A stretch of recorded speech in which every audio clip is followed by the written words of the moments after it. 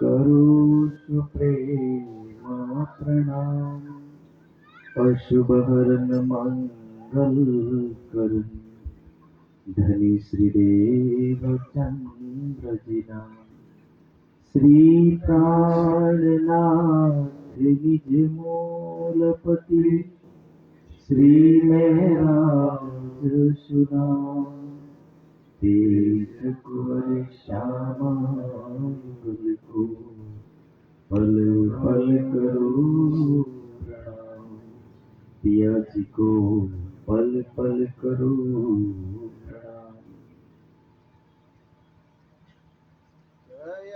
शेख खिज्र पे कही हकीकत सब मैं देखा हादी जमाने का।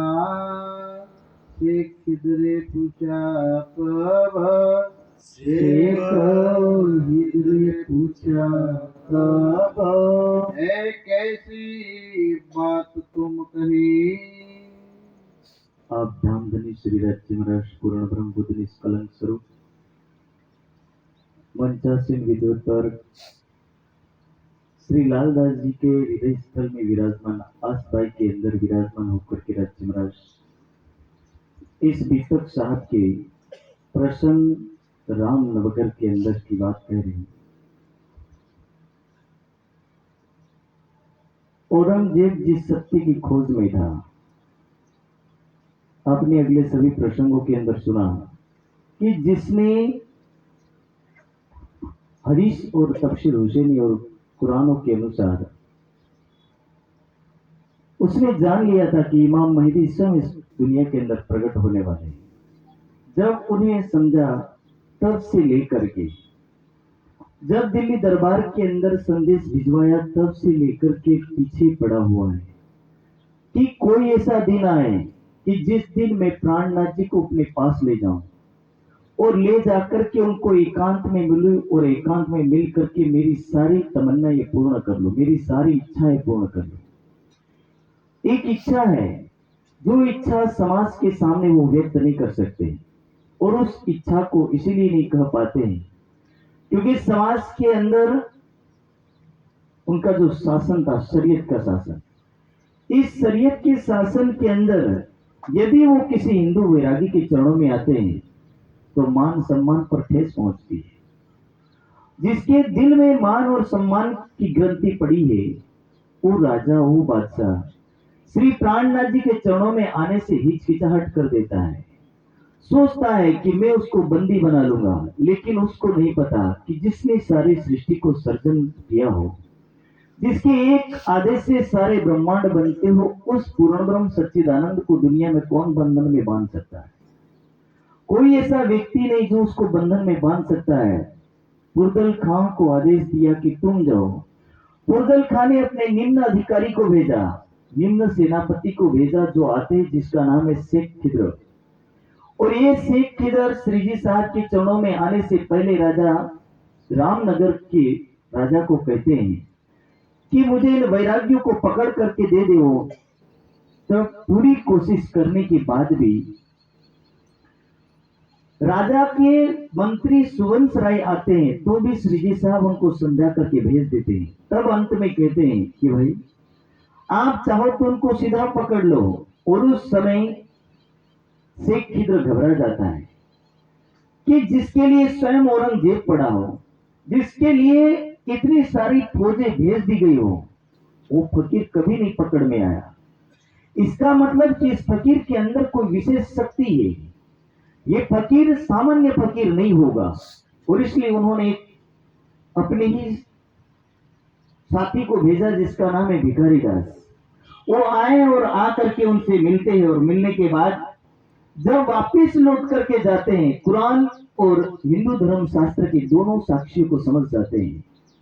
जब दोनों साक्षियों को समझते हैं कि वो बुद्ध निष्कलंक स्वरूप इस दुनिया के अंदर पधारे हैं, आए इस दुनिया के अंदर, तो आखिर वो कौन सा है और कुरान के अनुसार उसको क्या बोलते हैं और हिंदू समाज के अनुसार उसको क्या बोलते हैं, दोनों का एकीकरण करके जब उनको ज्ञान हुआ, तब अगले प्रश्न के अंदर उनका वर्णन आता है कि क्या क्या बात उनको समझाते हैं। एक ऐसी बात तुम कही, कहने लगे कि भाई आपने जो बात कही है, आपने जो हमें समझाया, ये किस प्रकार की बात है, जरा हमें खुल के समझाओ। मैं क्यों कर पाई पहचाना। कहने लगे कि आपको कैसे पहचान हुई।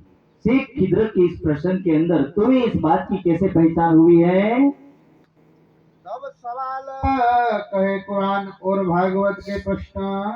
तब भागवत और कुरान के अंदर लिखा था कि आखिरी समय होगा, और आखिरी समय के अंदर हिंदू समाज के अंदर वो बुद्ध निष्कलंक स्वरूप का प्रकटन होगा।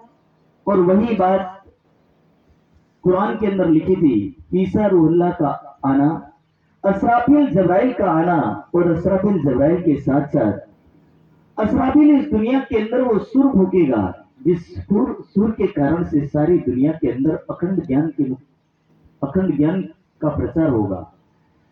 और वही बात इस दुनिया के अंदर, जैसे कबीर साहब ने कहा, उड़ मक्खी तरवर पर चढ़ बैठी बोलत अमृत बाणी, कि उस पार की शक्ति इस दुनिया के अंदर आएगी, तब वो पार की बात को बताएगी, पार के शब्द को बताएगी।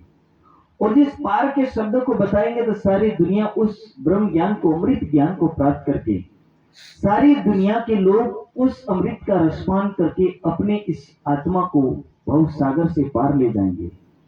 वही बात कुरान के अंदर लिखी थी कि जो मुर्दे इस दुनिया के अंदर पड़े हैं, यानी कि जो व्यक्ति अज्ञानता की गहरी नींद में सोए हुए हैं, उस व्यक्ति को भव सागर से पार ले जाने के लिए असराफिल नामक फरिश्ता सुर फूकेगा। और जब वो फरिश्ता इस दुनिया के अंदर सुर फूकेगा तो सारे मुर्दे खड़े हो जाएंगे। मुर्दे का खड़े होने का तात्पर्य कि जो व्यक्ति अज्ञानता के अंदर पड़े हैं, उन व्यक्तियों को जब परब्रह्म का ज्ञान होगा, उस समय वो सारे लोग परब्रह्म के ज्ञान को स्वीकार करके एक परमात्मा के चरणों में आएंगे, और अज्ञानता की निद्रा से उठ करके, यानी कि शरीर रूपी कब्र से उठ करके वो सत्य आत्मा को साक्षात्कार करेंगे। और जो आत्मा का साक्षात्कार करेगा वही परब्रह्म का साक्षात्कार करेगा, और वही परब्रह्म को समझ पाएगा। इसीलिए उन सारे एकीकरण को करके बताया। मैंने पहले भी कहा था कि दुनिया के अंदर हो सकता है कि उस परब्रह्म का नाम अनेक होगा, लेकिन नाम अनेक होने से वो परब्रह्म अनेक नहीं हो जाएंगे। वेद के अंदर उसके अनेक जिक्र कहा है, सन्नो इंद्र सन्नो वरुण सन्नो विष्णु रुद्रमा, कि वो परमात्मा इंद्र के नाम से भी जाना जाता है, वो परमात्मा वरुण के नाम से भी जाना जाता है, वो परब्रह्म विष्णु के नाम से भी जाना जाता है। उसको अलग अलग शब्द के अंदर संबोधित किया है कि कैसे त्रिलोकीनाथ विष्णु को नहीं कहा, जो जिसकी सत्ता सारे संसार के अंदर व्याप्त हो उसको विष्णु बोलते हैं। एक विष्णु नाम लक्ष्मी के पति को भी बोलते हैं, जो त्रिदेवाओं के अंदर पाया जाता है। दूसरा इंद्र, जो स्वर्ग को संचालित करता है, और परब्रह्म को भी इंद्र के नाम से संबोधित किया है। इंद्र यानी कि जो अपने ऐश्वर्य से युक्त हो, जिसके पास किसी चीज की कमी ना हो, उसका नाम है ऐश्वर्य युक्त पुरुष इंद्र। और परब्रह्म ऐश्वर्य युक्त है। इसलिए तो वेद में कहा पूर्णमद पूर्णमिदं पूर्णात् पूर्णम उदच्यते, कि दुनिया में कोई परिपूर्ण है तो केवल परब्रह्म है, वरना स्वर्ग का इंद्र तो राक्षसों से भी हार चुका था। जबकि मेघ यानी कि रावण के पुत्र ने भी इंद्र को बंदी बना लिया था, और बहुत सारे राक्षसों ने इंद्र को हरा दिया था। और वो परब्रह्म है जो ऐश्वर्यवान है, और ऐश्वर्यवान होने के साथ साथ पूर्ण रूप से परिपूर्णता से परिपूर्ण है। जहां ज्ञान का सागर है वहां अनंत शक्ति का सागर है, उसके तले सारी दुनिया की शक्तियां हैं। सारे दुनिया के देव दानव और देवता ये सारे उसके नीचे विराजमान है। वो परब्रह्म जिसको वेद के अंदर इंद्र के नाम से भी संबोधित किया है, उसी को कहीं सूर्य के नाम से संबोधित किया है, उसी को कहीं गणा नाम गणपति हवामय, निधि नाम निधिपति हवामय, कि वो परब्रह्म सारी सृष्टि के जीवों का और उन जीवों के मालिक आदि नयन का भी मालिक है, और सारी दुनिया के ज्ञान का खजाने का सर्वोच्च कोई सागर है तो वो परब्रह्म है। इसलिए दुनिया के अंदर आपने एक ज्ञान को सुना होगा कि वेद को देने वाले अक्षर ब्रह्म है, और अक्षर ब्रह्म सतंग है अक्षरातीत के, यानी कि मूल स्रोत अक्षरातीत ही रहेंगे। और वो पूर्ण ब्रह्म सच्चिदानंद, उस पूर्ण ब्रह्म सच्चिदानंद को यहाँ दुनिया में लोग नहीं समझ पाते हैं। तो आधे लोगों ने कहीं किसी ने विष्णु भगवान को कहा, किसी ने शिव को कहा, किसी ने हनुमान को कहा, किसी ने गणेश को कहा। सारे लोगों ने उस सभी देवताओं को परमात्मा की लाइन में खड़ा कर दिया। लेकिन वेद कहता है ना जातो ना जनिष्यते, कि उसके जैसा दुनिया में कोई हुआ है और ना कभी होगा। कोई दूजा मर्द ना कहा भी एक मेहंदी पाक पुरन, खेलसी मिल जाग में 36,000 सयन, कि एक परब्रह्म के अलावा दुनिया में कोई ऐसा पुरुष नहीं होगा जिनको परब्रह्म की उपमा दी जाएगी। एक परमात्मा है जिसको परब्रह्म की उपमा दी जा सकती है, और वो परब्रह्म वही है। और उस परब्रह्म के अलावा यदि दुनिया में आप ढिंडोरे पीटते रहोगे देवों के नाम से कि यही परब्रह्म है, तो कभी भी हाइड्रोजन को सूर्य के बराबर नहीं किया जा सकता। इसी तरह दुनिया के देवों को परमात्मा के बराबर नहीं किया जा सकता। और उसी बात को भिखारी दास समझ जाता है कि वो परब्रह्म जिसको दुनिया आखिरी अवतार कहती, जिसको हम बुद्ध निष्कलंक स्वरूप कहते हैं, वो बुद्धि का सागर, जागृत और निज बुद्धि का सागर परब्रह्म इस दुनिया के अंदर आया, उसकी पहचान करवाई।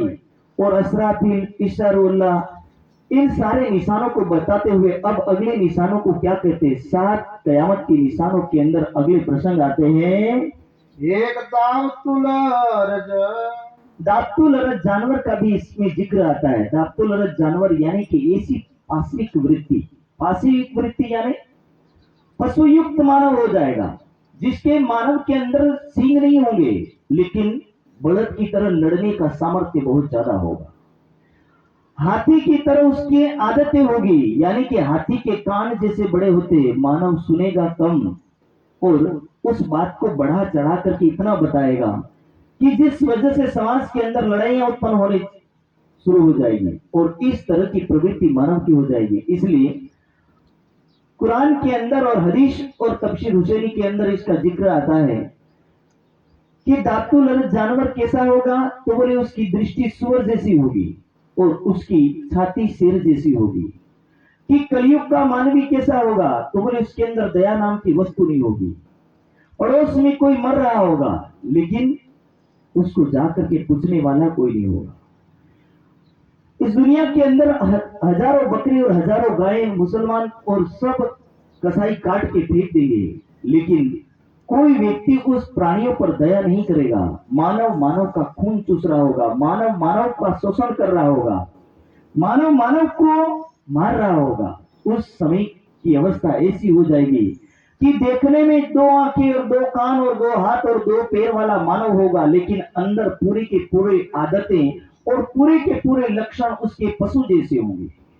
वो मानव अंदर से पशु बन जाएगा, और पशु ऐसा बनेगा जैसे शेर को कभी दया नहीं आती। इसी तरह इस दुनिया के अंदर कलयुग के अंदर जन्म लेने वाले मानवों को कभी दया नहीं आएगी, क्योंकि मानव की ऐसी दशा बन जाएगी। और मानव की दशा जब बन जाएगी, अपने ही स्वार्थ सिद्धि के लिए मानव क्रूरता पर उतर आएगा। एक मुंबई की घटना है कि एक बेटे ने अपनी मां को तकरीबन 1 महीने तक टॉयलेट के अंदर बंद करके रखा। सोचिए कि उस समय वहां पर वृद्धा आश्रम के लोग खोजते खोजते जाते हैं और कहते कि यहाँ एक नारी रहती थी, वो नारी कहाँ। तब उन्होंने घर में जाकर के छीनबीन किया, तो खोजबीन करने की वजह से उनको पता चला कि उस नारी को टॉयलेट के अंदर बंद कर रखा। पता चला किसने बंद किया, तो उनके बेटे ने ही उसको टॉयलेट में बंद करके रखा था। कारण पूछा तो बोले इसी मकान को वो बेचना चाहता था, पर उसकी मां ने कहा कि मेरी अंतिम संपत्ति उसको मत बेच। बेटे को मां पर भी दया नहीं आई, और जिस मां ने उसको सूखे में सुला करके खुद गीले में सोई, ऐसी मां जब बचपन के अंदर भरण पोषण करने वाली मां उसके लिए अपने जीवन को दांव पे लगा देती और स्वयं मौत से टकरा करके आने वाली नारी, उस नारी को उसका बेटा उसके ऊपर दया नहीं करता। अब इसको क्या सोचेंगे, इसको बोलते हैं शेर की छाती, यानी कि जिसके अंदर दर्द और पीड़ा नाम की और दया नाम की वस्तु नहीं, कठोर हृदय का मानवी। जिस मानवी को कोई दया नहीं, कोई पीड़ा नहीं, ऐसा मानवी, और ऐसा मानवी जब कलयुग के अंदर होने लगेगा तो समझ लेना कि दातुल रस का जानवर का प्रकटन होना। इसलिए कहा आंखें सुअर की, यानी कि सदा गलत दृष्टि रखने वाला मानव, जिसकी दृष्टि सदा गलत पड़ी रहती हो। इसलिए गीता के अंदर लिखा है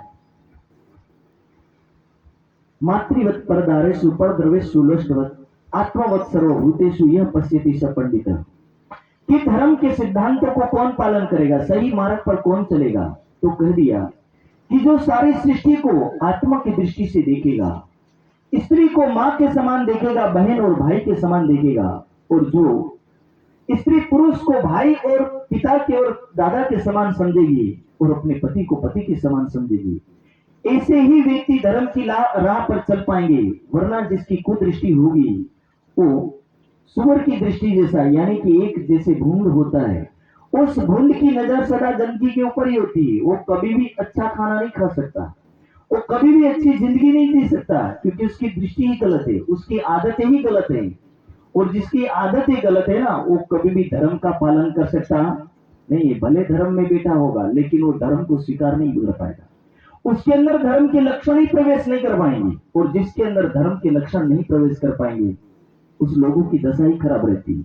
एक बार की बात बताऊं, एक बार लक्ष्मी को भूंड के ऊपर दया आई है। बोलो श्री प्राणनाथ।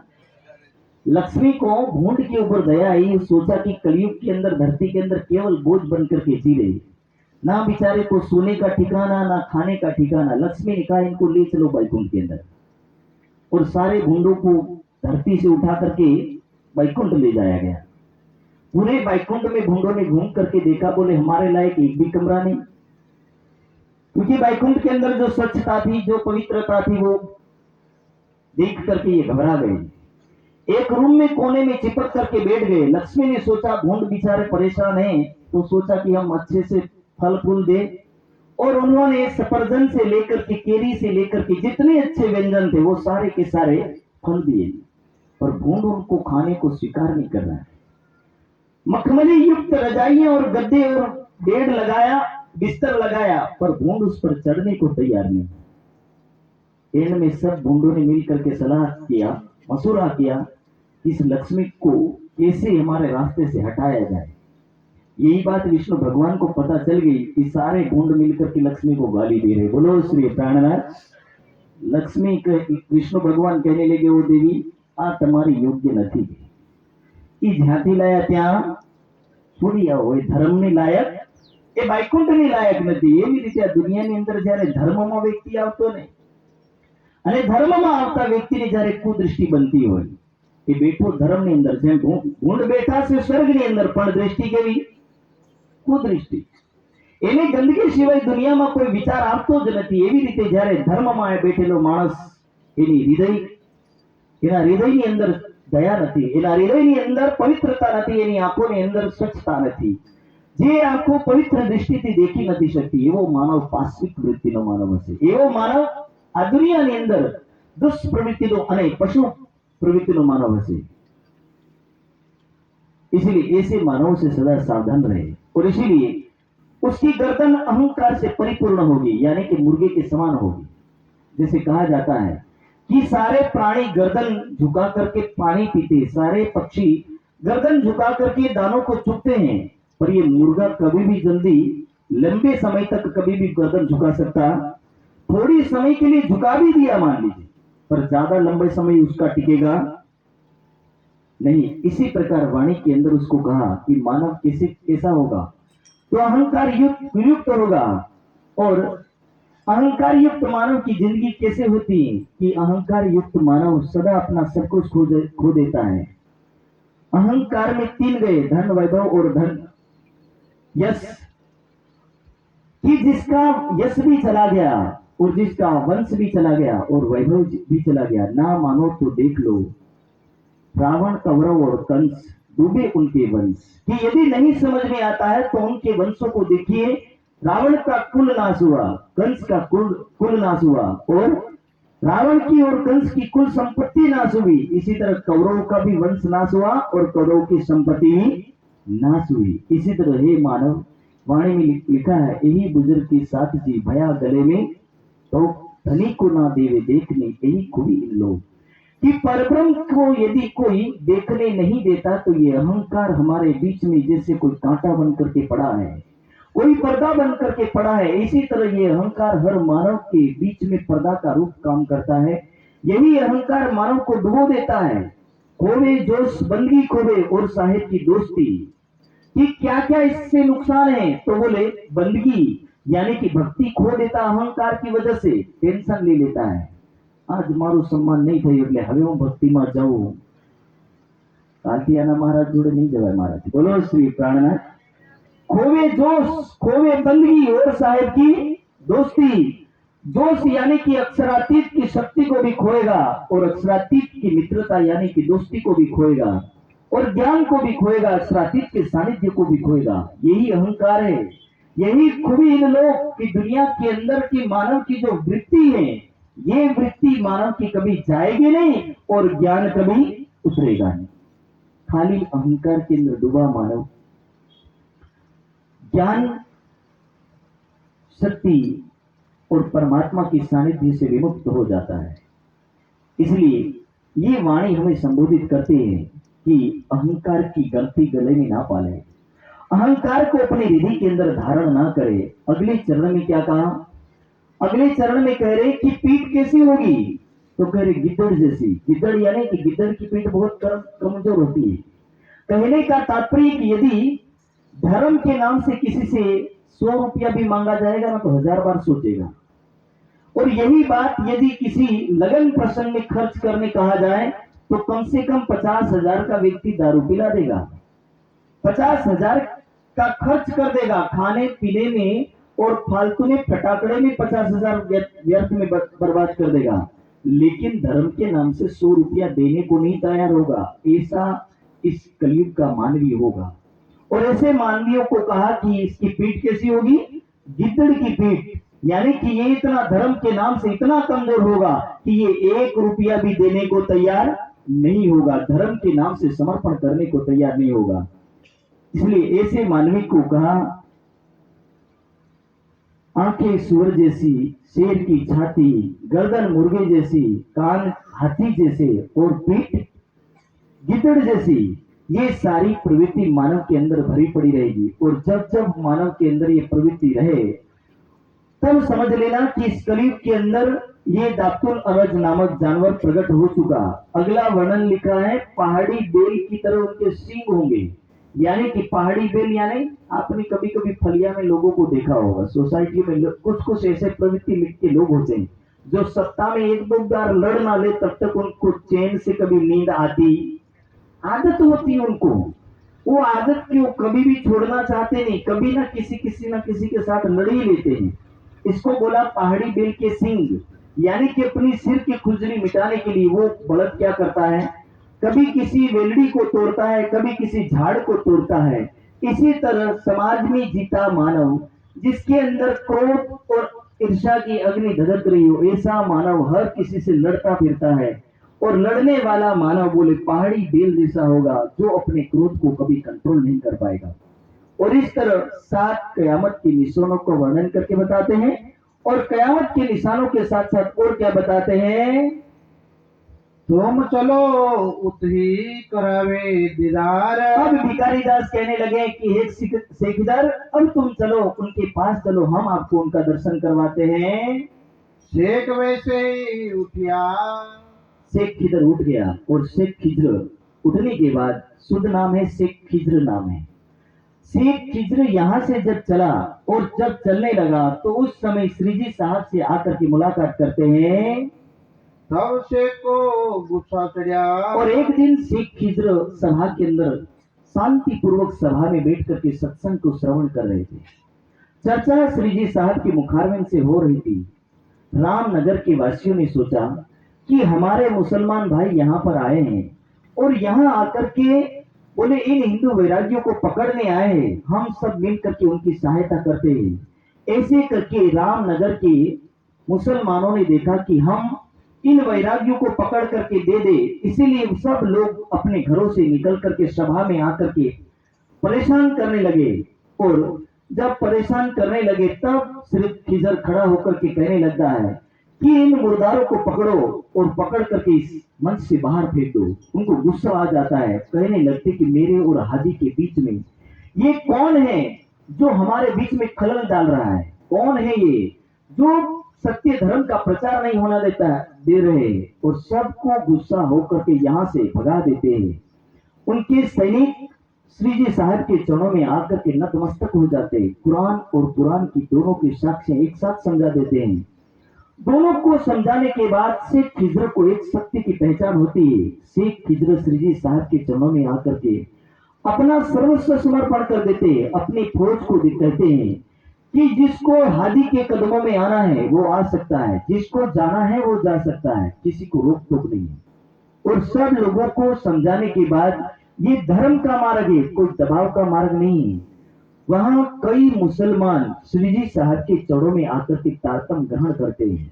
जिस शरीयत के कट्टर शासन के बीच में आप सोचिए कि एक मुसलमान नहीं अनेक मुसलमान श्री जी साहब के चरणों में आकर के ज्ञान की सभा को श्रवण करता हो। अनेक लोग वहां आकर के उनके चरणों में तारतम मंत्र को ग्रहण करते हो और निजाना संप्रदाय के अनुयायी बनते हो। ये है सुख शीतल करो संसार। सारे संसार के अंदर ब्रह्मवाणी का प्रकाश फैलाना और सारे ब्रह्मांड के अंदर एक सत्य की पहचान करवाना, ताकि हर मानव के अंदर खुदा के नाम से लड़ने वाला मानव, परब्रह्म के नाम से लड़ने वाला मानव एक झंडे के नीचे आए। विरोध सारे विश्व का भागत इन वितक, ये वितक सारी दुनिया को एकीकरण करने के लिए आई है, ना कि दुनिया को लड़वा के मरवाने के लिए आई है। दुनिया के अब किसी संप्रदाय में चले जाओ, आपको एक ही चीज मिलेगी। कोई कहता हमारा भगवान बड़ा, कोई कहता हमारा भगवान बड़ा। और इसी चक्कर में पुराणों के अंदर जब विष्णु पुराण को पढ़ेंगे तो आपको मिलेगा कि विष्णु के अलावा सारे देव उनसे छोटे हैं। शिव पुराण को पढ़िए तो शिव के अलावा सारे देव छोटे हैं। गरुड़ पुराण को पढ़िए तो गरुड़ के बराबर दुनिया में कोई देव नहीं है। इसी तरह 18 पुराण को पढ़ेंगे, जिस जिस देव का जिक्र 18 पुराण में किया है उस 18 पुराण के हर देवों की कहानी सबसे श्रेष्ठ होगी। आप सोचिए कि जब ऐसा ही मानव करता रहेगा कि कौन बड़ा कौन छोटा, कभी विष्णु को छोटा कहा जाता है तो कभी शंकर भगवान को छोटा कहा जाता है। ऐसे करते करते ये समाज केवल लड़ता रहता है और लड़ने वाला समाज कभी भी धर्म की राह पर नहीं चल सकता, क्योंकि उसके हृदय के अंदर घृणा और क्रोध भरा पड़ा है। जो मानव केवल लड़ाई फैलाता हो, जो मानव केवल ईर्ष्या फैलाता हो, जो मानव केवल वैमनस्य भावना फैलाता हो, ऐसा मानव कभी भी धर्म की राह के लायक ही नहीं होता है। भले वो तिलक लगा के घूमे चाहे चंदन लगा के घूमे, 1000 माला गले पे डाल करके घूमे, उससे कोई फर्क नहीं पड़ता है। लेकिन मानव का हृदय यदि धर्म युक्त ना हो, उसके पास धर्म नहीं है, ऐसा व्यक्ति कभी भी मानव शांति को प्राप्त नहीं हो सकता। और इसीलिए ये ना शांति को प्राप्त होने वाला मानव समाज के अंदर विकृति फैलाता जाता है और धर्म की राह पर चलने वाले मानवों का एक संगठन होता है, उन सारे संगठनों को तोड़ करके उल्टी राह पर चला देता है। सारे मानव ईर्ष्या की अग्नि में जलने लगते हैं, धीरे धीरे धर्म के सिद्धांतों से दूर हो जाते हैं।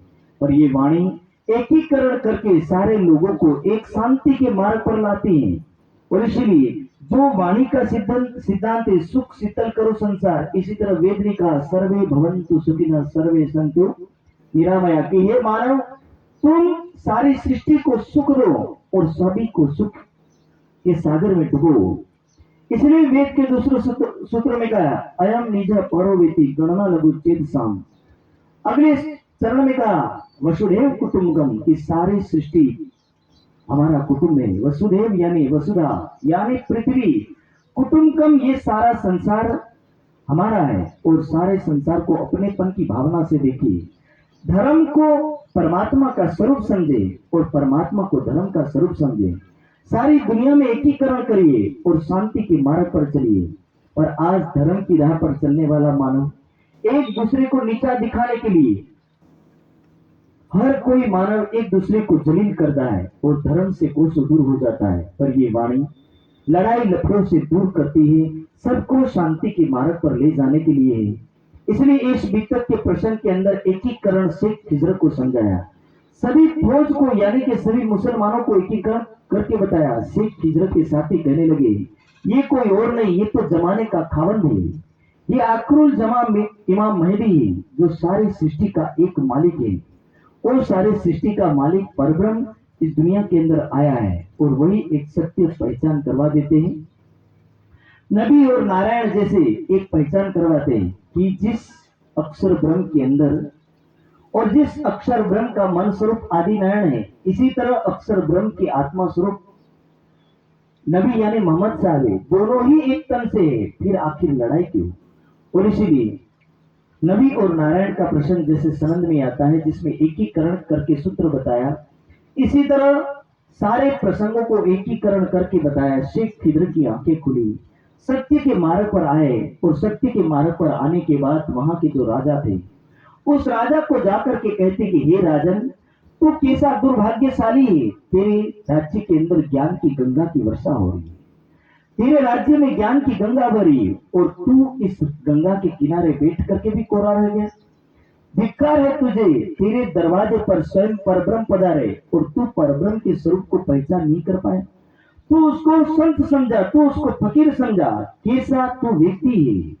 और इसीलिए उस राजा को धिक्कारते राजा कहने लगा कि कमाल की बात है, एक दिन था जिस दिन तू गुस्से होकर के आया और बंदी बनाने के लिए आया था, आज तू इनके चरणों में आकर के कहने लगा कि भाई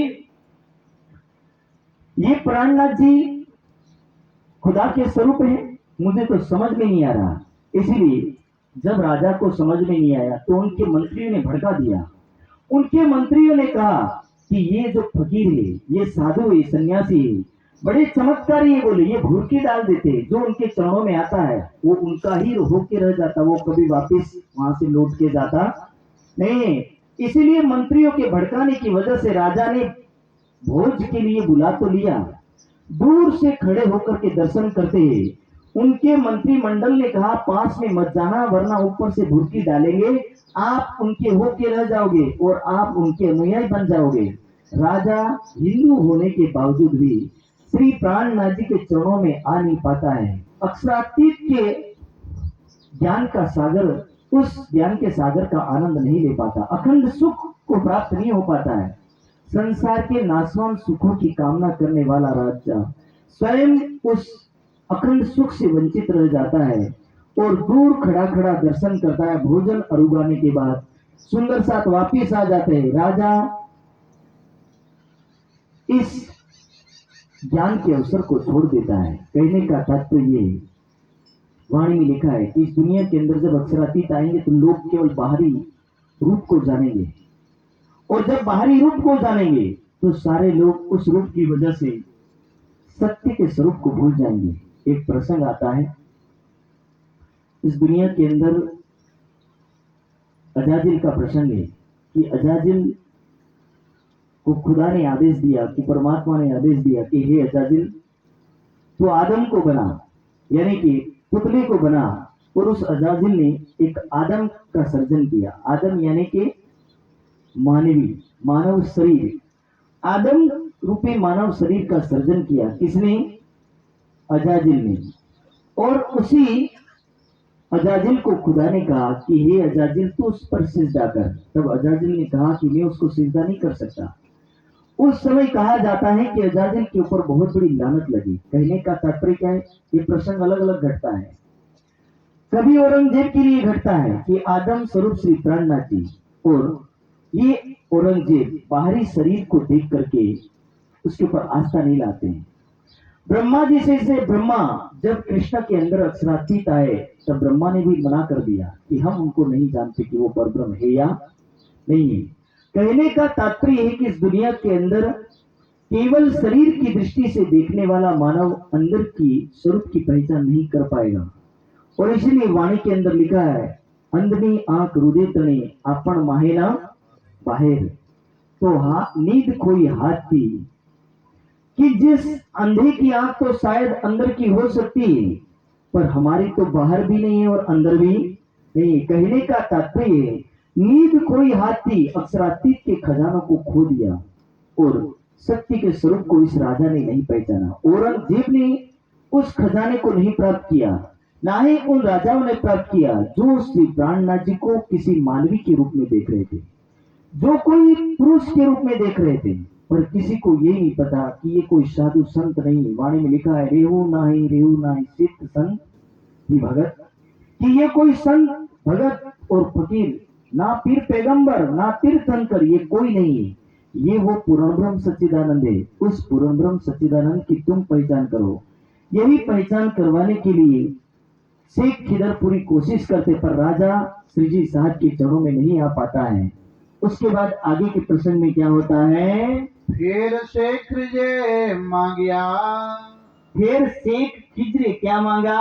हमको करो हुक्म। श्री जी साहब के चरणों में आकर के कहने लगे कि हे धामधनी, अब हमें जाने की आज्ञा दे। पैसा हम हजूर में, और उस समय हम अब क्या करें जरा बताओ? लिखा करे बाब तुम। और उस समय आप जैसे कहोगे वैसे हम उस बादशाह के लिए संदेश भिजवा देंगे। पैसा तुम लिखा करो। और जैसा उन्होंने बताया उस तरह बोले, आप एक परमात्मा की ओर एक खुदा का एकीकरण करके बता दीजिए। पहुंचाओ पुरदल खान। बोले आप अपने इस संदेश को पुरदल खान को पहुंचा दो, पुरदल खान आगे भिजवाएगा। इस तरह ये संदेश वहां पर भिजवाने की कोशिश करते हैं। एक दिन शेख रहा, कुछ दिन तक शेख खिज्र यहीं पर रहते हैं और पूरे ब्रह्म ज्ञान के रसमान करता है, ब्रह्मवाणी को समझता है और अक्षरातीत के ज्ञान का श्रवण करता है। लिख भेजी पहचाना, लिख भेजी पहचान की पूरा विवरण लिख करके भेजा है। तब उतरे जागे बाग में। और अब समय आता है, फिर से कोई ना कोई आने लगता है और यहाँ से अब क्या करते हैं, धीरे धीरे आगे बढ़ते हैं और प्रसंग बदल जाता है। अब प्रसंग प्रारंभ हो जाता है गढ़े का, और गढ़े के प्रसंग के अंदर श्री जी साहब और सुंदर साहब यहाँ से आगे पधारते हैं, गढ़े में पहुंच जाते हैं। दिन में रोके बाग में, इधर जब श्री जी साहब उधर से आगे बढ़े तो वहां पर बाग में कौन मिलता है उनसे? अब आए पहुंचे देव करना। अब श्री जी साहब के सानिध्य में महाराजा छत्रसाल जी के भतीजे देवकर्ण जी पधारते हैं। देवकर्ण जी किसी कारणवश महाराजा छत्रसाल जी से नाराज होकर के वहां से चले आते हैं और यहाँ आकर के उनसे मुलाकात करते हैं। दिन से बातें होने लगी। जब यहाँ से श्री जी साहब के चरणों में आकर के उन्होंने पहचान की, तब लड़े चार पहर मोमिना। और उस समय साथ में मिलकर के एक सत्य की पहचान की और जो फौजी उनके पीछे पड़े थे उनको पीछे हटा दिया। सनंदे हादी ने कही, और सनंदी यानी यहाँ पर जो श्री जी साहब ने बातें कही वो दिन उगते पहले भगे। और इस तरह इधर जो व्यक्ति श्री जी साहब को बंदी बनाने के लिए पीछे पड़े थे, इधर उनको समझाया और समझाने के बाद कहा कि तुम जिसके पीछे पड़े हो वो स्वयं खुदा के स्वरूप हैं। इधर वो लोग चले जाते हैं और देवकर्ण जी अब सत्य की पहचान कर लेते हैं। सत्य की पहचान करने के लिए अब जो प्रसंग आएगा गढ़े के अंदर का प्रसंग, और समय सीमा के अनुसार मैं अपनी वाणी को यहाँ विराम दूंगा। गढ़े से के प्रसंग से लेकर के अब पन्ना जी का प्रसंग शायद 40 मिनट में कैसे पूरा होगा, इसलिए जो कुछ प्रसंग पूर्ण हो उसको आप शांति के साथ श्रवण करेंगे। अब कैसे श्री जी साहब रामनगर से गढ़े और गढ़े से होते हुए कैसे अगरिये और अगरिये से होते हुए कैसे पन्ना पहुंचते हैं, ये प्रसंग आप अगले वक्ता के माध्यम से श्रवण करेंगे। तो अब मैं अपनी वाणी को यहीं पर विराम दूंगा।